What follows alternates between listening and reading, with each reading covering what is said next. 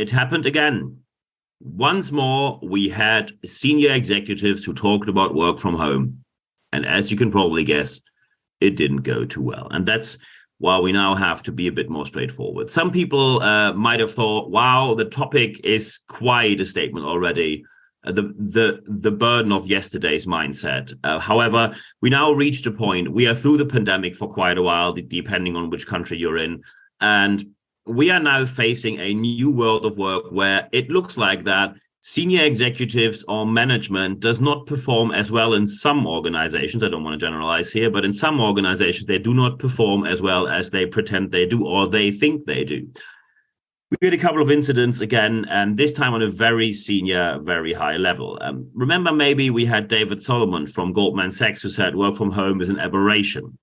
And that is not only scientifically proven that it's wrong, it's also a broad statement. We now have a statement from a very senior executive, Jamie Dimon, who is from JP Morgan, who at the World Economic Forum said that, and that's how he was quoted, remote work doesn't work for younger staff and management, which, again, is scientifically proven to be wrong. However, he said it might be okay for some groups, but once more, we have a senior executive talking down on the concept of work from home. And of course, people were not happy. However, we don't want to generalize here. Please don't go down or go down the rabbit hole of saying all the leaders have no clue, etc. This is not correct. However, we see that quite a number of managers and executives do not proactively engage or proactively embrace the options they now have with work from home. They often even work actively against that. And the question is why? Because we have to deal with leaders who are not going to change jobs anytime soon, or most likely they will not. We now have to see what is the reason that even after the pandemic, we are still talking about the if. And that is really a question we shouldn't talk about anymore. The if we can work from home. Well, we think we should now talk about the how. And now we have to talk about how to do it better. And very important at the beginning of the discussion is that there will be no generalizations here. It's never all leaders or all managers or all executives. And I can tell you why. As soon as you mass generalize, as soon as you generalize, it is simply the wrong way. I just give you an example. If you would say, all the people who immigrated into Switzerland or every immigrant to the UK, by the way, which would include me, and I would immediately feel very uncomfortable because I can tell you there are many different people immigrating to Switzerland or the UK, and I don't want to be mass generalized with any of them because many of them behave very differently from what I do. And then people start to make these n=1 exceptions like, oh yeah, you're different than them, but the rest is no, they are not. So we're not going to talk about all the people, all the executives are XYZ, because that never leads to any sustainable solution. However, we have to see when we have because we took a look into science and into the data, we have certain profiles where we see they have a more negative approach to work from home. And often you see men, often white, straight, heterosexual, cisgender, often coming from the boomer generation. David Solomon, 66 years old, Jamie Dimon, over 60 years old, 61, I think. So often boomer generation, often living a privileged life, grown up privilege, or they live privilege for a very long time, which means some of them probably forgot where they come from. And back in the days, people were called class traitors when they did something like that. And in a world where we suddenly, and I'm not making this up, because when you hear it, you will think you can't make it up. We have sales trainers in Germany who now demanded that minimum wage will be abolished because anyone should work for their money. That is class traitor, and especially one of them comes from a working class background. So when you come from a working class background and say we should abolish minimum wage, you definitely have forgotten where you came from and you deserve to be called a class traitor. But that's a different topic. We talk also about mindset. And mindset, of course, is massively overused by the motivational, inspirational speaking industry, often in the completely wrong way. Mindset is an amount of assumptions a group or a certain amount of people in a decisive position hold towards other groups or towards certain behaviors, towards certain decisions, aspects of business or life.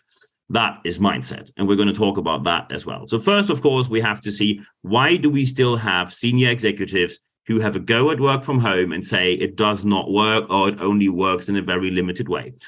And there are reasons for that. I'll just give you an example now. Let's say you're doing something successfully for 20 years, maybe 30 years. And then someone says, you know what, you should do it completely differently. And you would probably say, I'm not going to do that because I know what I'm doing and I do it very well for decades. And that's exactly what we have here. We often have senior executives, David Solomon, Jamie Dimon, are not people who started working just yesterday. They're highly qualified, very intelligent, and there's no question about it. If you like him or not, these are just the facts. And what they have done their leadership job in a brilliant way for a long time. What they did in business was business-wise very successful. So when you tell them now to do it completely different, it is a normal behavior, which it shouldn't be that way. I agree here, but we all know that this is a common, usual, and quite frequently seen behavior. When you do something well, someone says, change it, you're often reluctant to change. They want to keep their concepts because they don't know what happens if they change the concept. And of course, when you're over a certain age here, both over 60, so it is foreseeable that sooner or later they will go to pension or retire or do something else. You're not going to be a senior executive or CEO at the age of 80. At least most likely you will not. And you look at your legacy. You don't want to go down with a legacy where they said, well done for 20 years, and then you made that mistake, and we all remember that, and you ran the organization against the wall. And of course, people are more careful when it comes to change because their legacy is something people will talk about probably for decades. The main issue, and that is now a point which must be discussed with leaders, but the main issue often is leaders do not trust their employees. And then you hear phrases that, for example, David Solomon said, where he said that people want to have a full-time salary but only work part-time or half a day or whatever else he said there. So leaders, executives, managers do not trust their employees. Often they do not trust whole generations of people. Often they do not even trust employees or people in general, as long as they are not on a certain either management or executive level. And there is a scientific proof for that. It is called the XY theory, which was found out and scientifically substantiated by Douglas McGregor. And that didn't happen yesterday. It is a theory which is around for quite a while. And this XY, these are not letters which were made up. So when you look, just imagine a human being that stands in front of you. So your imaginary eye now sees the human, and the X is a human being which has the arms crossed, and the Y is a human being which has the arms wide open, like they're either cheering or welcoming someone. And that is the XY theory. X means you think that employees are lazy, no one wants to work, you have to push them to work, you have to give them rules, you have to tell them what to do. If you don't tell them what to do, they are lazy, they only want to have the money. No one would do anything if you don't tell them to do. The other approach to leadership is the Y theory, where you say people are motivated. People don't want to sit at home, do nothing. People don't want to sit in front of the TV, watch daytime TV and reality TV shows all day long and eat unhealthy food and just have time off without knowing what they want to do. People want to work. People want to have an environment where they meet other people. People want to be productive. People want to have an intellectual stimulation, a job which is intellectually satisfying or physically satisfying or even both. So you assume that people are the ones who want to work for organizations that have a satisfying job. And if they don't do so, we should check what happened on leadership level that they stopped doing so. So what have they done wrong to demotivate people? And unfortunately, stereotypes are omnipresent. So you see them absolutely anywhere, that you often hear leaders saying people in general are lazy. And then they start to talk down on whole groups of people, often generations. Sometimes there are very debatable, massively debatable statements about certain groups. And that is one point where you have to intervene as an organization. When you have people who act like that and say, look, I don't think this is working because people are lazy and from home they're not going to work, etc., etc. If you deny that you need a work from home offer, you will always have a damage to your organization. It will always start with having a damage to the employer's brand, to your organization's brand. Recruiting is becoming way more challenging, which means winning talent and acquiring talent or developing talent, even keeping and retaining talent in your organization will be tremendously challenging because many people will say, sorry, I prefer to work somewhere else. And then the main problem here is that when you act in a way that you say we don't need work from home, you delegitimize, you take the legitimization away from every single leader in the organization. Because now we have a situation where employees say, look, For decades, we heard the phrase, change is inevitable. Change is positive. You have to embrace the change with open arms. See the chance to change. Every change has a chance that things can become better in one way or the other. And now, for the first time in decades, we have a change with work from home that affects senior executives, CEOs, board level members directly. And what do they say? Nope, no change for me. Thank you, no thank you. And if you act in that manner, in that way, that you say as a senior CEO, as a senior executive, as a senior manager, you say, I do not plan to change. I do not want to change. I deny to change. And often you don't even give reason, because in your position, you don't have to give any reason to anyone. Then people will say, oh, here we go. So we should always be open for change while they are not. And people will not accept that you are a legitimized leader in the organization anymore. And then the next step is that they mass generalize. They will not say, oh, we have 126 leaders in this organization, and I heard about 15 of them were against work from home. So we have to distinguish between the 126 and these 15 bad people. So we have 111 good leaders and 15 bad ones. That's not what they say, because often the people who say we don't want to have work from home are very vocal, very outspoken about it. So they are seen way more often. And then people will say, our leaders are just bad. They don't want to have work from home. And the problem is, in this case, it is your fault. There's a strong scientific evidence, and I want to recommend a book here by Professor Cecil Neely, Harvard University professor. And she wrote the book, which is called Remote Work Revolution. And that is a perfect book, in my opinion, a must read for any person leading organizations in today's times.